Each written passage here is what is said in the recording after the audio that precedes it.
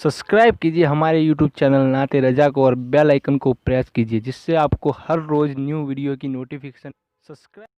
इश्क इंसान को कभी पागल बना रहा है, कभी पागल खाने तक पहुंचा रहा है। इश्क इंसान को कभी दीवार के अंदर चुनवा रहा है। इश्क इंसान को कभी जेल की सलाखों के अंदर डलवा रहा है। इश्क इंसान को कभी बदनाम कर रहा है। इश्क इंसान को कभी रुस्वा कर रहा है। इश्क इंसान को कभी तबाह कर रहा है। आप देखें, अखबारात को देखें और आप अगर न्यूज सुनते होंगे, हर दिन ये खबर सुनने में आती है, हर दिन अखबार के अंदर सुर्खियों में मौजूद होता है, इश्क में नाकामी की बुनियाद पर किसी ने कुएं में छलांग लगा दी है और खुदकुशी कर ली है, किसी ने बिजली के तार पकड़ लिए हैं और खुदकुशी कर ली है। किसी के हवाले से यह आता है कि उसने बीमार जो है वो बिल्डिंग पर से छलांग लगाकर खुदकुशी कर ली है, किसी ने जहर पी लिया है, किसी ने खटमल की दवा पी ली है। इस तरीके की बातें आशिकों के हवाले से कही जाती है। मैं कहता हूं, इश्क मारता नहीं है, इश्क तो जिंदगी देता है। इश्क रुस्वा नहीं करता है, इश्क तो इज्जत देता है। इश्क जो है वो कैद नहीं करता है, इश्क तो आजाद करता है। इश्क तो अल्लाह अकबर इंसान को बेहाल नहीं करता, बल्कि बदहालों को इश्क उरूज की मंजिलों पर ले जाता है। अल्लाह अकबर, इश्क वो मंजिल है जो इंसान को पस्ती में नहीं ढकेलता, बल्कि इश्क तो इंसान को ओजे सुरैया से ऊपर लेकर के जाता है। इंसान ने इश्क करने के अंदर, इंसान ने मोहब्बत करने में धोखा खाया है। इंसान जब अपने जैसे किसी से इश्क करता है तो धोखा खाता है और कभी खुदकुशी करता है, कभी तबाही के दहाने पर पहुंचता है। मगर जिससे इश्क का हक है, जिससे इश्क का मुतालबा है, जिससे मोहब्बत इबादत है, जिसकी मोहब्बत जाने ईमान है, जिसकी मोहब्बत अल्लाह अकबर ईमान का ईमान है, जिसकी मोहब्बत अल्लाह अकबर खुदा का मुतालबा है, जिसकी मोहब्बत अल्लाह का हुक्म है, अगर इंसान उससे इश्क करता है तो फिर इंसान मर के भी मरा नहीं करता, बल्कि मर के भी वो जिंदगी पा जाता है, हयात नौ पा जाता है। इश्क इंसान को जेल की सलाखों के पीछे डालता है, लेकिन कौन सा नाकामियों का इश्क, मगर इश्क मुस्तफा वो है जो बिलाल जैसे गुलाम को काबे की छत पर चढ़ा देता है। इश्क मुस्तफा वो चीज है जहां फरिश्तों की रसाई नहीं होती, आशिक मुस्तफा वहां की सैर करता नजर आता है। आशिक मुस्तफा जहां फरिश्तों के पर थकते हैं, आशिक की परवाज वहां तक होती है। आरिफ रूमी कहते हैं कि अल्लाह अकबर, अगर इंसान आशिक बन जाए वो सब कुछ बन जाता है, लेकिन इश्क आसान चीज तो नहीं है। अगर इश्क आसान होता, अगर मोहब्बत रसूल आसान होती, हर बंदा आशिक बनता। नमाजी बनना सबके बस की बात है, रोजादार बनना सबके बस की बात है, हज करना सबके बस की बात है, मगर आशिक बनना सबके बस की बात नहीं। हर बंदा नमाज पढ़ सकता है, इसीलिए तो कुरान कहता है फवैलुल लिल मुसल्लीन, उन नमाजियों के लिए खराबी है जो अपनी नमाजों में दिखावा करते हैं। पता चला नमाजी भी कभी कभी घाटे में होते हैं, लेकिन आशिक की हमेशा तारीफ की गई है। आशिक को कभी रुस्वा नहीं किया गया, बल्कि आशिक की शान ये है, कल क़यामत के दिन हदीस पाक में आता है, शेख अबू तालिब मक्की ने अपनी शोरे आफाक किताब, जो तसव्वुफ की अव्वलीन किताब है, उसमें लिखा है कि जब उस शाख क़यामत के दिन रब की बारगाह में हाजिर होंगे, अल्लाह फरमाएगा इबादत क्यों की थी, और अर्ज़ करेंगे तेरे लिए की थी, तेरी मोहब्बत में की थी। अल्लाह फरमाएगा तुमने जन्नत की लालच में की थी, अर्ज़ करेंगे नहीं मौला, हमने तो तेरी मोहब्बत में की थी। इरशाद होगा अगर तुमने मेरी मोहब्बत में मेरी इबादत की है तो आज मेरी मर्जी ये है कि तुम सब जहन्नम में चले जाओ। अल्लाह आशिकों को कहेगा आज तुम सब जहन्नम में चले जाओ। शेख अबू तालिब लिखते हैं वो शाख इतना सुनेंगे कि अगर तेरी खुशी इसमें है कि हम जहन्नम में जाए तो वो वहीं खड़े खड़े जहन्नम में छलांग लगा देंगे। हदीस पाक में आता है, मेरे आका फरमाते हैं आशिक जब जहन्नम में छलांग लगाएंगे तो जहन्नम की आग उन आशिकों के इश्क की आग पर ठंडी हो जाएगी। आशिकों के इश्क रसूल की आग की बुनियाद पर वो जहन्नम की आग ठंडी हो जाएगी। और दूसरी हदीस पाक है, जब आशिकान रसूल पुलसरात पर से गुजरेंगे, पुलसरात जहन्नम के ऊपर एक ब्रिज है, पुल है जो बाल से ज्यादा बारीक और तलवार से ज्यादा तेज है। जब आशिकान रसूल उस पुलसरात पर से गुजरेंगे तो जहन्नम कहेगी ए आशिक मुस्तफा जल्दी से मुझ पर से गुजर जा, کہیں تیرے عشق کی آگ کی وجہ سے میری آگ ٹھنڈی نہ ہو جائے۔ امام اسی کو تو کہتے ہیں اے عشق تیرے صدقے جلنے سے چھٹے سستے، جو آگ بجھا دے گی وہ آگ لگائی ہے۔ لیکن عاشق کون ہوتے ہیں؟ سب سے پہلا سبق تو یہی سیکھنا ہے کہ عاشق کسے کہتے ہیں۔ عاشق کہتے ہیں اس کو ہے جس کو اپنا کوئی خیال نہ ہو، ہمیشہ خیال محبوب ہو، اس کو ہمیشہ محبوب کا خیال ہو، اسی کو عاشق کہتے ہیں۔ اور وہ اپنے آپ کو گما دیتا ہے عشق مصطفیٰ میں۔ اس کی دعا تو امام اہل سنت نے بھی کی ہے، ایسا گما دے ان کی ولا میں خدا ہمیں، ڈھونڈا کریں پر اپنی خبر کو خبر نہ ہو۔ یہ اپنی خبر کو خبر نہ ہو، یہ کتنا بامعنی ہے۔ یہ اہل عشق اور اہل علم پر کبھی اللہ پر چھپا ہوا نہیں ہے۔ ڈھونڈا کریں پر اپنی خبر کو خبر نہ ہو۔ کس قدر عاشق اپنے محبوب کے عشق میں ڈوب جانا چاہتا ہے کہ وہ چاہتا ہے کہ اس کی خبر کو بھی اس کی خبر نہ ہو۔ اللہ اکبر، یہ عشق کا مزاج ہے۔ جسے عشق ہوتا ہے اس کی پہچان یہ ہے، اس کا چلنا، اس کا بولنا، اس کا اٹھنا، اس کا بیٹھنا، اس کا سونا، اس کا جاگنا، اس کی ہر ادا محبوب کی ادا سے مشابہ ہو جاتی ہے۔ وہ محبوب کی نقل کرنے لگتا ہے، وہ محبوب کے انداز میں ڈھل جاتا ہے۔ اللہ اکبر، وہ محبوب کی اداؤں کو اپنے لیے مشعل راہ بنا دیتا ہے۔ اور عشق وہ مقام ہے، انسان اگر پیشاب کرے تو اس کے پیشاب میں بھی عشق کا رنگ نظر آتا ہے۔ حضرت سید الطائفہ سیدنا جنید بغدادی رضی اللہ تعالیٰ بیمار ہو گئے۔ جب آپ علیل ہوئے تو آپ کی بیماری سے آپ کو افاقہ نہیں ہوتا تھا۔ اس زمانے کے حکیم نے کہا کہ اپنے پیر کو چیک کراؤ، میں چیک کرنا چاہتا ہوں۔ حضرت سید الطائفہ جنید بغدادی نے فرمایا میں کسی یہودی حکیم کے ہاتھ میں اپنا ہاتھ نہیں دے سکتا مرض بتانے کے لیے۔ اس یہودی کو جب پتہ چلا، اس نے کہا ٹھیک ہے، اس کا ہاتھ میں نہیں دیکھوں گا، اس کا پیشاب ہی لے کر آؤ کسی کانچ کی بوتل کے اندر، اور اس کا پیشاب دیکھ کر کے میں اندازہ کروں گا کہ اس کو مرض کیا ہے۔ اللہ اکبر، جب حضرت جنید بغدادی کا پیشاب اس یہودی طبیب کے پاس لے جایا گیا تو اس نے دیکھ کر کے کہا یہ کون ہے، میں اس کو دیکھنا چاہتا ہوں۔ یہ بندہ ہے کون، اس کو دیکھنا چاہتا ہوں۔ لوگوں نے کہا بات کیا ہے؟ پیشاب دیکھ کر پیشاب کرنے والے کا چہرہ دیکھنے کی تمنا تیرے دل میں کیوں پیدا ہوئی؟ اس نے کہا کہ اس پیشاب میں عشق کی جھلکیاں نظر آتی، عشق کا اثر نظر آتا ہے کہ وہ بندہ جو بیمار ہے وہ جسمانی بیمار نہیں ہے بلکہ وہ مرض عشق میں مبتلا ہے۔ میں اس کو دیکھنا چاہتا ہوں۔ میرے پیارے آقا صلی اللہ علیہ وسلم کے پیارے دیوانوں، میں آپ سے پوچھنا چاہتا ہوں، اگر بندے کو عشق ہو جائے تو عشق کا اثر پیشاب میں بھی نظر آتا ہے۔ ہم نے کیسا عشق رسول کیا ہے کہ عشق تو ہمارے چہروں سے بھی نظر نہیں آتا، عشق تو ہمارے گھر کی شادیوں کی محفل سے بھی نظر نہیں آتا، عشق تو ہماری صبح اور شام سے بھی نظر نہیں آتا، عشق تو ہمارے لباس سے بھی نظر نہیں آتا۔ کتنے افسوس کی بات ہے، کتنے بڑے عشق کا دعویٰ کرتے ہیں، کتنے بڑے عشق کے دعوے دار ہیں، اور زندگی کے اندر عشق کی وہ منزل ہمیں پتہ ہی نہیں جسے عشق کہتے ہیں۔ اللہ کے حبیب صلی اللہ علیہ وسلم فرماتے ہیں، شیخ ابو طالب مکی نے اس حدیث کو قوت القلوب میں لکھا ہے کہ جو مجھ سے عشق کا دعویٰ کرے اور پوری رات سوتا رہے، میں محمد اعلان کرتا ہوں کہ وہ جھوٹا ہے۔ یعنی جس کو عشق ہوگا اللہ کے حبیب سے، محبوب خدا سے، وہ کبھی پوری رات سو نہیں سکتا، وہ راتوں کو اٹھ کر کے جگے گا، وہ روئے گا، آنسو بہائے گا، حضور کو یاد کرے گا، حضور کی محبت میں تڑپے گا، حضور کی محبت میں یہاں وہ بکا کرے گا۔ آپ مجھے بتائیں، آقا فرما رہے جو مجھ سے عشق کا دعویٰ کرے، جو مجھ سے محبت کا دعویٰ کرے اور پوری رات سوتا رہے، میں محمد اعلان کرتا ہوں کہ وہ جھوٹا ہے۔ جو فجر میں بھی عشق رسول کا دعویٰ کر کے بیدار نہ ہو، اس سے بڑا جھوٹا کون ہوگا؟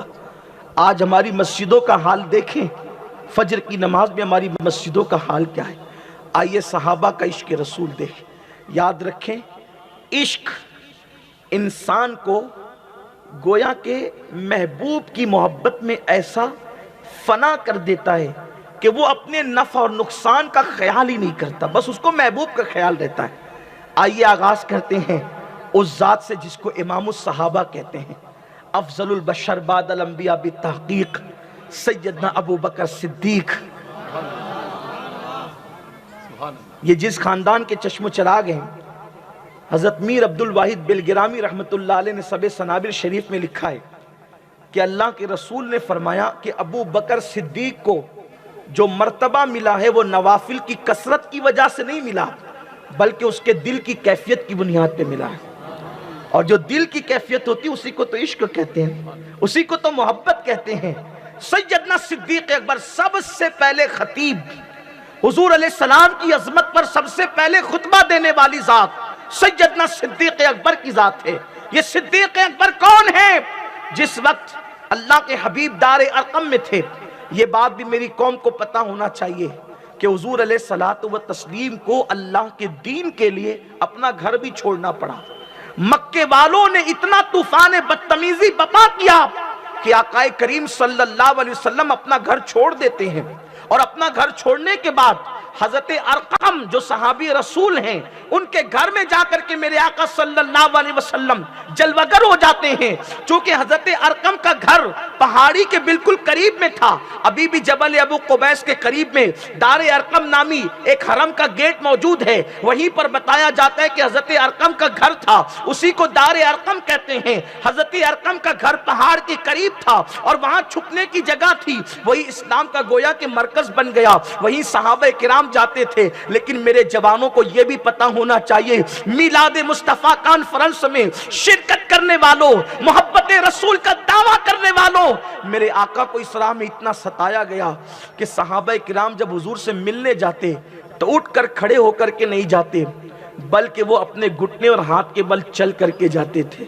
اگر کوئی مجھے چلتا ہوا جاتا دیکھ لے گا تو میرا پیچھا کرے گا تو کہیں وہ حضور تک نہ پہنچ جائے، اگر حضور تک پہنچے گا تو میرے آقا کو وہ تکلیف نہ پہنچا دے۔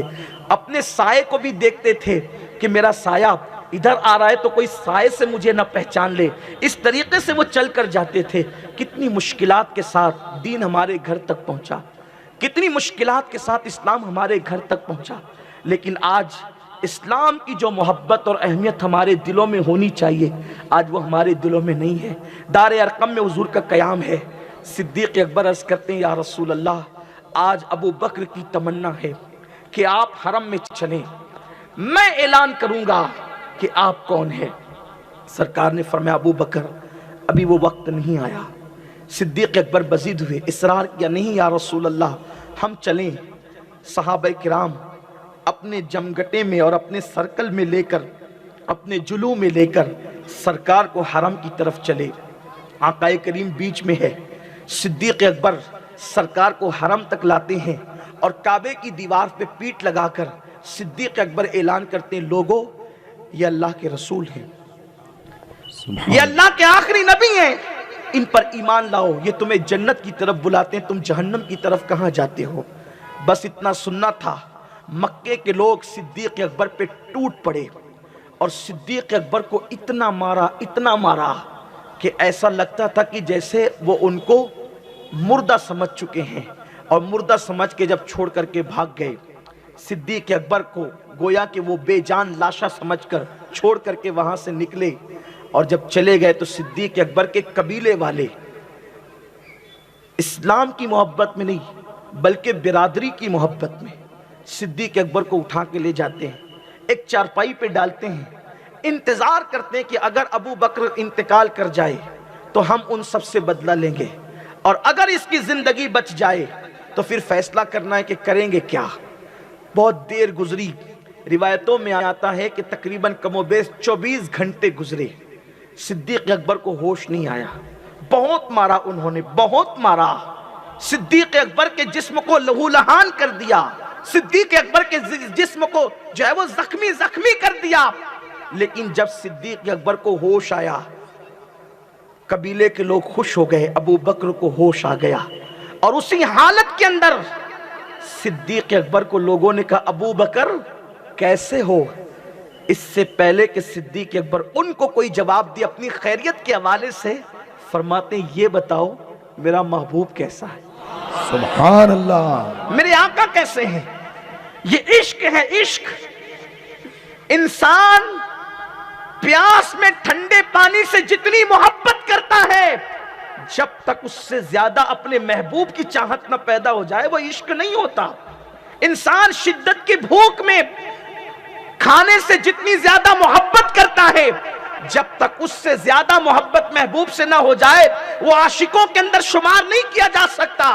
सिद्दीक़ अकबर को 24 घंटे के बाद होश आता है और इतनी लहूलहान कर दिया गया है, जख्मी जख्मी कर दिया गया है। मुझे बताओ, जब कोई जख्मी होश में आता है, पहले वो पानी का मुतालबा करता है, पहले वो अपनी जरूरत का मुतालबा करता है, मगर कुर्बान जाए सहाबा के इश्क रसूल पर, उन्होंने खाने से ज्यादा, पीने से ज्यादा, हत्ता कि अपनी जान से ज्यादा उन्होंने आमिना के लाल से मोहब्बत की थी। यहां रुक करके मैं सिर्फ ये कहना चाहता हूं, आज क्या हमें हुजूर से ऐसी मोहब्बत है?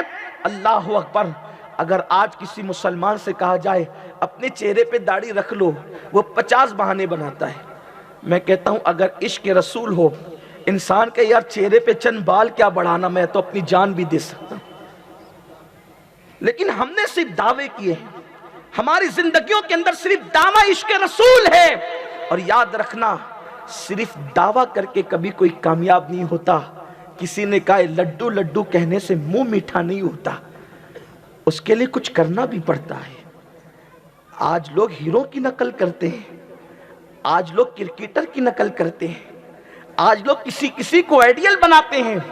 आमिना का वो लाल जिसने हमसे कितनी मोहब्बत की, जिसने अल्लाह के दीन को हमारे घर तक पहुंचाने के लिए ताइफ की वादियों के अंदर पत्थर तक खाए। हजरत उम्मुल मोमिनीन आयशा सिद्दीका ने पूछा था, या रसूल अल्लाह, ओहद के दिन से भी ज्यादा सख्त तरीन कोई दिन आप पे गुजरा है? ओहद का दिन कौन सा दिन था?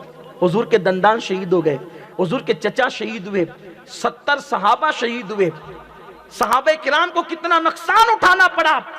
सब लोग यही समझते थे कि हुजूर को सबसे ज्यादा तकलीफ मैदान ओहद में हुई है। लेकिन अम्मा जान आयशा सिद्दीका ने पूछा था, या रसूल अल्लाह, क्या ओहद के मैदान से भी ज्यादा कोई सख्त दिन आप पर था? अल्लाह के रसूल फरमाते, आयशा, जब मैं ताइफ की वादी में गया था तो वादी ताइफ के अंदर जितनी सख्ती मैंने उठाई है उतनी सख्ती मैंने ओहद के मैदान में भी नहीं उठाई है। आका ने फिर बयान फरमाया, जब ताइफ वालों ने मुझ पे पत्थर बरसाए थे उस वक्त मेरे साथ कोई न था सिवाय एक गुलाम के, और जब मुझे वो पत्थर मारते तो वो पत्थर मेरे पैरों पर भी मारते थे, और जब मेरे पैरों पे चोट लगती थी, मैं चलने के काबिल नहीं रहता था, उस वक्त मैं बैठ जाता था अपने पैरों को पकड़ करके, तो वो ताइफ के ओबाश, वो ताइफ के गुंडे मुझे उठा करके खड़ा करते, मैं बैठ जाता, उठने के काबिल बज़ाहिर ना होता, बतकाज़े बशरियत बैठ जाता, वो मुझे उठ करके उठा करके हाथों से खड़ा करते और फिर मेरे पैरों पे पत्थर मारते, मैं फिर बैठ जाता जख्मों की वजह से, वो फिर उठा कर खड़ा करते और फिर वो मैं बैठ जाया करता था। फरमाते हैं इसी हालत में मैं चलता रहा, वो उठाते रहे, मैं बैठता रहा। मैंने क्या देखा कि आसमान पर जो है वो बादल मेरे सर पे साया करते हैं। मैंने आसमान की तरफ देखा और बादलों पे देखा तो उस वक्त जिब्रील कहते थे, या रसूल अल्लाह, इनकी इस हरकत पर अल्लाह रब्बुल इज्जत को जलाल आ गया है और ये पहाड़ का फरिश्ता भेजा है मेरे रब ने, आप कहें तो हम इन पे पहाड़ियां मिला करके इन्हें पीस दे। उस वक्त आका ने फरमाया, जिब्रील मेरे रब से कह दे उसने मुझे अजाब बनाकर नहीं भेजा। इस जवाब को सुनने के बाद, इस जवाब को सुनने के बाद वो पहाड़ों का फरिश्ता कहने लगा, या रसूल अल्लाह, अल्लाह ने आपको बिल्कुल रऊफ और रहीम बना करके भेजा है। सुभान अल्लाह ने अल्लाह। आपको रऊफ और रहीम बना करके भेजा है। इस मुसीबत पर भी आप ऐसा करते हैं, लेकिन इस उम्मत को इसका एहसास है कि हुजूर ने इतनी सख्तियां झेली है, इतनी सख्तियां किस लिए? दीन हमारे घर तक पहुंचाने के लिए। और हम दिल किससे लगा रहे हैं? सीरियल के अदाकारों से। हम दिल किससे लगा रहे हैं? फिल्मों के हीरो से। हम दिल किससे लगा रहे हैं? गुनाहों से। आज हमारा जवान शराब के अड्डों की तरफ ऐसे जा रहा है जैसे माज़अल्लाह शराब से कोई नफरत का, इस्लाम का तकाजा ही नहीं है। इस तरीके से लोग शराब की तरफ जा रहे हैं। क्यों? मेरा दोस्त ले जा रहा है, उसने कसम दे दी तो मैंने शराब पी लिया। लड़कियों की नाजायज मोहब्बत की तरफ लोग इस तरीके से जा रहे हैं जैसे कोई ऐब ही नहीं। दौलत हाथ में आई तो दौलत की बुनियाद पर ऐसी अय्याशियों में डूब रहे हैं, यूं लगता है कि जैसे माज़ अल्लाह कभी इनकी दौलत खत्म ही नहीं होगी। इन्हें बताइए कि बादशाहों की दौलत लुट गई हराम काम करते हुए, आपकी दौलत कब तक आपका साथ देगी? आपकी जवानी आपका कब तक साथ देगी? सिद्दीक़ अकबर रज़ी अल्लाह ताला अन्हु 24 घंटे के बाद होश में आए। कबीले के लोगों ने पूछा क्या हाल है? सिद्दीक़ कहते मेरा महबूब कैसा है? वो गुस्से में आकर के वापस पलट गए। हम इसके लिए खड़े हैं, 24 घंटे से इंतजार कर रहे हैं और ये तो किसी और में उलझा हुआ है। वो गुस्से में चले गए, वो ईमान नहीं लाए थे। माँ होती है, सब छोड़कर चले गए। हजरत अबू बकर सिद्दीक की अम्मी सराहने बैठी रही, धीरे से कहती है अबू बकर थोड़ा सा दूध पी ले, अबू बकर थोड़ा सा दूध पी ले। कितने घंटे बाद? 24 घंटे बाद। जख्मों से निढाल है, चूर है, और कहती है अबू बकर थोड़ा सा दूध पी ले। सिद्दीक अकबर कहते नहीं माँ, जब तक अपने महबूब को नहीं देखूंगा उस वक्त तक ना मैं कुछ खा सकता हूँ ना कुछ पी सकता हूँ। माँ थी। माँ ने कहा बेटे तेरा महबूब कहाँ है? मुझे कोई खबर नहीं, मुझे कोई तिला नहीं तेरा महबूब कहाँ है। सिद्दीक अकबर ने कहा उम्मे जमील बिनते खत्ताब, ये हजरत उमर की बहन है, उसके घर जा और उससे पूछ मेरे महबूब का क्या हाल है। हजरत सिद्दीक अकबर की अम्मी उम्मे जमील के घर आई, कहा मोहम्मद का क्या हाल है? उसने फौरन कहा कौन मोहम्मद? मैं नहीं जानती। कहा मेरे बेटे अबू बकर ने भेजा। कहा तेरा बेटा अबू बकर कौन है? मैं नहीं जानती। अलबत्ता तेरे बेटा जख्मी है, मुझे पता चला है, मैं उससे मिलने के लिए जरूर आ सकती हूँ। उम्मे जमील इस्लाम कबूल कर चुकी थी, लेकिन उसने अभी अपना इस्लाम छुपा रखा था, इसलिए सिद्दीक अकबर की अम्मी से कहा कि कौन मोहम्मद? मैं नहीं जानती। और अबू बकर तेरा बेटा कौन है? मैं नहीं जानती। अलबत्ता वो जख्मी है, तो मैं इंसानियत के नाते तेरे घर जरूर चल सकती हूँ। जब उम्मे जमील हाजिर हुई, सिद्दीक अकबर ने पूछा हुजूर कैसे हैं? उन्होंने कंखियों से इशारा किया, तेरी माँ सुन रही है, कहीं इनसे कोई डरने की जरूरत नहीं, बताओ हुजूर कैसे हैं? तो उम्मे जमील ने कहा हुजूर दारे अरकम में इत्मीनान से मौजूद है और हुजूर बिल्कुल खैर से है। सिद्दीक अकबर के होंठों पे मुस्कुराहट आई, कहा अम्मी मुझे ले चलो दारे अरकम। एक तरफ से माँ का सहारा लिया, दूसरी तरफ से उम्मे जमील का सहारा लिया, और जैसे दारे अरकम की तरफ सिद्दीक अकबर चले, मेरे आका सल्लल्लाहु अलैहि वसल्लम उठ करके खड़े हो गए और सरकार ने फरमाया यार की खुशबू आ रही है। सहाबा हैरान थे, कौन आ रहा है कि हुजूर फरमाते यार की खुशबू आ रही है। सिद्दीक अकबर आए, आने के बाद अर्ज किया या रसूल अल्लाह सल्लल्लाहु अलैहि वसल्लम, इतना कहते हैं मेरे आका ने बढ़कर अबू बकर को अपने सीने से लगाया और उनका सर अपने सीने की तरफ करके कहते हैं अबू बकर कैसे हो? सिद्दीक अकबर रो के कहते हैं या रसूल अल्लाह आप सलामत है, मेरा सब कुछ सलामत है। अल्लाह नारे तकबीर।